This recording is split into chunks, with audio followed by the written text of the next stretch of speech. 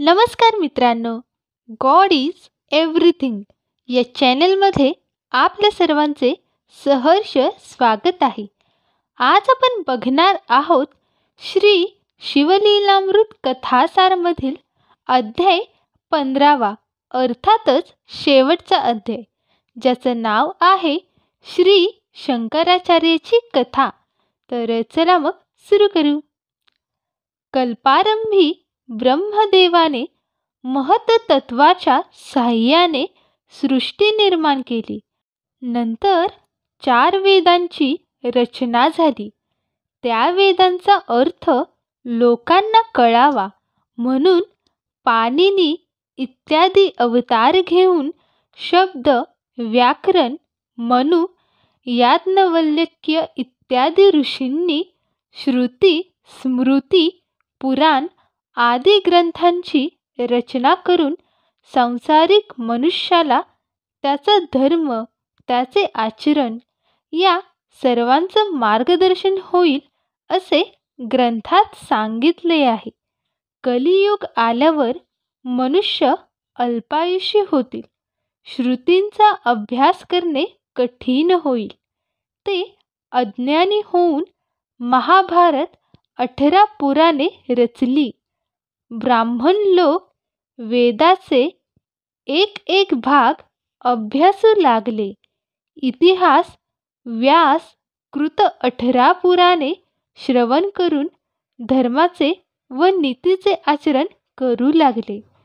धर्म आणि त्याच्या अभ्यासासाठी एवढी साधने असूनही कलियुगात पाखंडी मताचा प्रादुर्भाव होऊन बौद्ध मत, भोगवादी मते पसरली.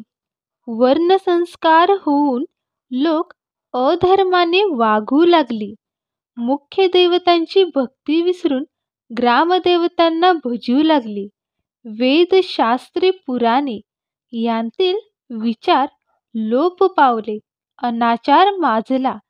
त्या काळात मंडनमिश्र नावाचे महापंडित, महाज्ञानी, बुद्धिमान व्यक्ती होते. त्यांनी तीव्र तपाचरण करून अग्नी व सरस्वती यांना वश करून घेतले होते. याचक मागेल ती वस्तू हवन केलेल्या यज्ञकुंडातून काढून देत असे. वादविवादामध्ये सर्व पंडितांना पराभूत करी. श्रुती, स्मृती आणि वेद यांतील मते खोटी ठरवून आपल्या जैन मताचा प्रचार करण्यास त्यांनी आरंभ केला. 4 वर्ण, 18 जाती सर्वांना आपले शिष्य बनविले. लोकांनी जैन धर्माचा स्वीकार करून आपला धर्म टाकून दिला. मंडनमिश्र रोज सकाळी मद्याचा 1 घट सरस्वतीला नैवेद्य दाखवी. प्रसाद म्हणून तोही मद्यपान करी. अशा प्रकारे तो आचार भ्रष्ट होता. त्यामुळे पृथ्वीवर अधर्म, अनर्थ यांची वृद्धी झाल्याने देवता, साधू, संत, ब्राह्मण सर्वजण दुःखी झाले. तेव्हा जैन धर्माचा प्रचार थांबविण्यासाठी आणि वैदिक धर्माची मर्यादा स्थापन करण्यासाठी भगवान शंकरांनी शंकराचार्याचा अवतार घेतला. उत्तर प्रदेशातील निर्मळ नावाच्या क्षेत्रात एका ब्राह्मणाच्या पुत्राच्या रूपाने त्यांनी अवतार घेतला. त्यावेळी सृष्टीत सर्वत्र शुभ शकुन होऊ लागले. त्यावरून ऋषींनी शिवाचा अवतार कोठे झाला हे ओळखले. तेथे सर्व विद्वान एकत्र आले. मुलाचे नाव शंकर ठेवण्यात आले. पुढे शंकराचार्य या नावाने ते प्रख्यात झाले. पुढे शंकराचे उपनयन झाल्यावर बाल्यावस्थेत त्याने वेदशास्त्र, पुराणे, श्रुती, स्मृतींचा अभ्यास पूर्ण केला. आपल्या मातेची आज्ञा मिळवून बालवयातच संन्यास घेतला आणि आपल्या शिष्यासह तीर्थयात्रा करण्यासाठी घराबाहेर पडले. अनेक तीर्थ देवस्थानची यात्रा देवदर्शन करते वेळी त्यांनी देशात सर्वत्र जैन धर्माचा प्रभाव पाहिला. देशोदेशीचे राजे त्याचा अपमान करीत, त्यांना घालवून देत. परंतु शंकराचार्य अद्वितीय असल्याने विचलित झाले नाही. एकदा कोल्हापुरात आल्यावर शिष्यासह भिक्षा मागण्यासाठी कासाराच्या वस्तीत गेले. एके ठिकाणी भिक्षेसाठी उभे राहिले तेव्हा तेथील कासार, जो जैनधर्मी होता, तो शंकराचार्याची चेष्टा करण्याच्या हेतूने म्हणाला, महाराज, माझ्या घरी काचेचा रस बनवून त्याच्या बांगड्या करतात. तेव्हा तुम्हाला पाहिजे तर काचेचा रस भिक्षा म्हणून देतो. यावर शंकराचार्य म्हणाले, काही हरकत नाही, काचेचा रस भिक्षा म्हणून घेऊ. असे म्हणून हाताची ओंजळ त्याच्या पुढे केली आणि शिष्यांनाही तसे करण्यास सांगितले. परंतु तो उकळता आणि तोही काचेचा रस पाहून शिष्य भयभीत होऊन मागे सरले. परंतु शंकराचार्यांनी कासाराला रस ओतण्याची सूचना केली. कासाराने तो तप्त काचरस त्यांच्या ओंजळीत ओतला आणि शंकराचार्यांनी शीतल जलाप्रमाणे तोंडाला लावून प्राशन केला. हलाहल प्राशन करणाऱ्या शंकराचा तो अवतार होता. त्यांचे हे अचाट धैर्य पाहून कासारसहित उपस्थित जनसमुदायाला आश्चर्य वाटले. त्यांच्या तेजाच्या प्रभावाने सर्व लोक म्हणू लागले, धर्म संस्थापनेसाठी हा भगवान अवतरला आहे. सर्वांनी शंकराचार्याचे पाय धरले. शिष्यांना जवळ बोलावून निर्भय होण्यास सांगितले. यानंतर भ्रमण करीत शंकराचार्य मंडनमिस्त्रीच्या गावी गेले. तेथे त्यांनी आपल्या शिष्यांना त्यांच्याकडे पाठवून शास्त्रार्थ करण्यासाठी निमंत्रण पाठवले. आम्हाला शास्त्राच्या वादविवादात जिंकावे किंवा आमचा विजय मान्य करावा. मंडनमित्रांनी हे आव्हान स्वीकारले. एक विशाल मंडप तयार केला. सभा मंडपात श्री शंकराचार्य आणि मंडनमित्र उपस्थित राहिले.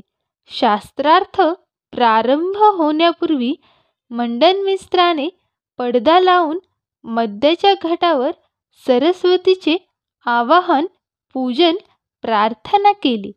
अशा प्रकारे सरस्वतीच्या साह्यबलाच्या सामर्थ्यामुळे मंडनमित्र शंकराचार्याच्या प्रत्येक प्रश्नाची अचूक उत्तरे देऊ लागला.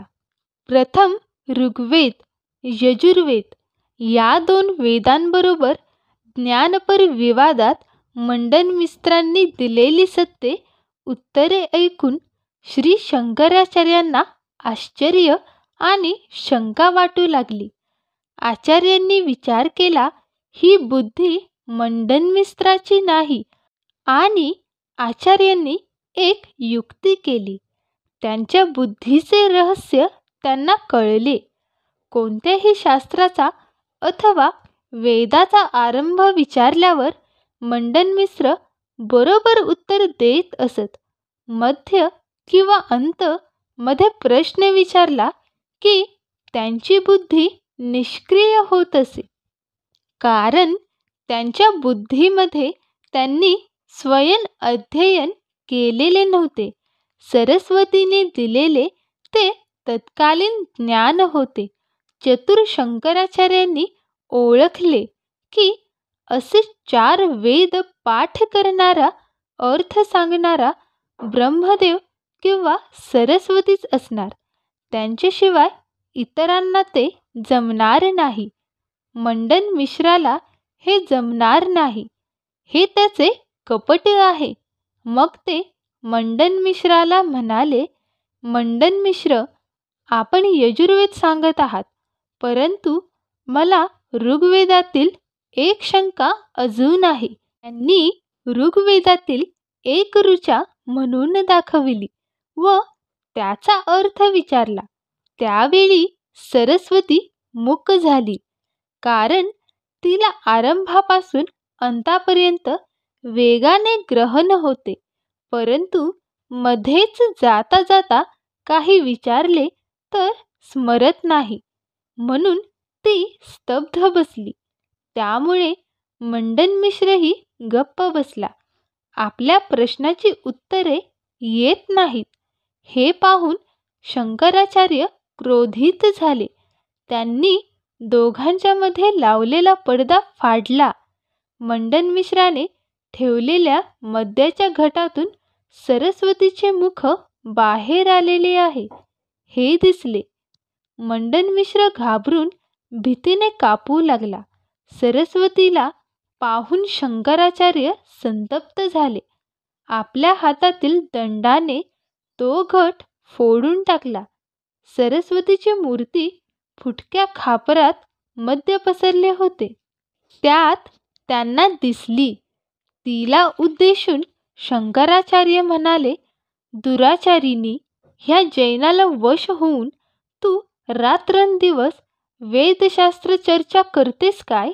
जारिणी, ह्या दृष्ट पाखंड मताला तू आश्रय दिलास, त्यामुळे जगात वर्णसंकर झाला.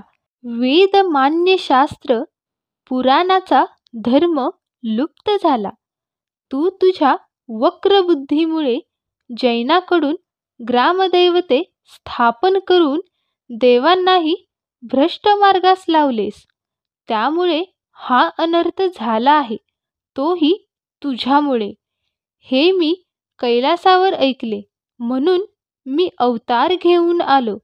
तू अनाचार केला आहेस, म्हणून मी तुला शाप देतो की तुला नीच लोकांच्या मुखी वास करावा लागेल. अत्यंजाच्या घरी तुझ्या कला विद्या नांदतील. उच्च लोकांकडे तुला थारा मिळणार नाही. शंकराचार्याचा शाप कलियुगातील पुढे होणाऱ्या गोष्टींना धरूनच होता. सरस्वतीही त्यावेळी कोपली आणि म्हणाली, तू शंकर असूनही अवतार घेतलास, तरी माझ्या शापाने तुझा देहपात झाल्यावर तो देह कृमी कीटकांच्या भक्षस्थानी पडेल. याप्रमाणे शाप देऊन सरस्वती तेथेच गुप्त झाली. मंडन मिश्र शंकराचार्याला शरण आला. शंकराचार्यांनी जैन शास्त्राची गाठोडी बांधून सर्व ग्रंथ समुद्रात बुडविले. फक्त त्यातील सर्वजणांना उपयुक्त असणारा अमरकोश ग्रंथ तसाच ठेवला. त्यांनी लोकांना जवळ बोलावून उपदेश केला की तुमची सर्व ग्रामदैवते जैनाने स्थापन केलेले असतील तरी मनात काही शंका आणू नका. त्यांची पूजा आराधना स्वतःच्या धर्माप्रमाणे करीत जा. आपला धर्म आपल्याजवळ, देवाला काहीही भेद नाही. मंडन मिश्र आचार्यपदी वंदन करून म्हणाला, जगद्गुरु, आपण सर्व जैनमत उच्छेदून टाकले, परंतु कृपया जैनाचे नाव तरी शिल्लक ठेवावे. तेव्हा प्रत्येक ग्रामदेवतेच्या शेजारी जैनाचा एक दगड ठेवण्याची प्रथा शंकराचार्यांनी घालून दिली. लोकांना आपल्या जातीधर्माप्रमाणे वागण्याची आज्ञा देऊन जातीधर्म कर्तव्य न करणाऱ्यांना शासन ठेवले. तेव्हा ब्राह्मण, वेदाध्ययन आणि इतर लोक आपली कर्तव्ये करू लागली. कलियुगातील गुरु खोटे, द्रव्यलोभी, चुकीच्या साधना करायला लावून शिवाचे दोष सांगतात. शिष्यही गुरुशी वादविवाद करतात. खरे गुरु आणि त्याचे आज्ञाकारक शिष्य या दोघांची केवळ शिवभक्ती हे एकच ध्येय आहे असे लोक दुर्बल आहेत. सत्ययुग, त्रेतायुग, द्वापारयुग मानवांची आयुमर्यादा पुष्कळ होती. कलियुगात अन्नमय प्राण असल्याने आयुमर्यादा कमी झाली. म्हणून 1000 वर्षे तप करणाऱ्यांच्या गोष्टी या युगात शक्य नाही.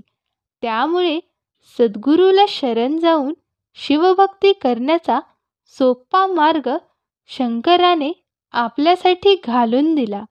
वामदेव, गर्ग, शुक, पराशर यांच्यासारख्या गुरूंनी शिवभक्तीचा उपदेश दिला. त्यामुळे अनेक भक्त तरले. त्यांनी शिवलीलामृत सांगितलेले पंचाक्षरी, षडाक्षरी मंत्र, मृत्युंजय मंत्र, शिवकवच तेच आहेत. परंतु पूर्वीप्रमाणे लोक या मंत्राच्या आराधनेने उद्धरून का जात नाहीत? त्याचे कारण म्हणजे शुद्ध मन, निस्वार्थी आचरण नसते. केवळ शास्त्राची घोकंपट्टी करणारे ब्राह्मण, फक्त शास्त्रास्त्रे युद्ध करणारे क्षत्रिय, केवळ व्यापार वृत्तीने जगणारे वैश्य आणि इतर ऐहिक पोट भरणाऱ्यांच्या उद्योगात गुंतून पडलेले शिवभक्ती विसरले. त्यांना मोक्षप्राप्ती होत नाही. आणि या ठिकाणी अध्याय 15 समाप्त होतो. धन्यवाद.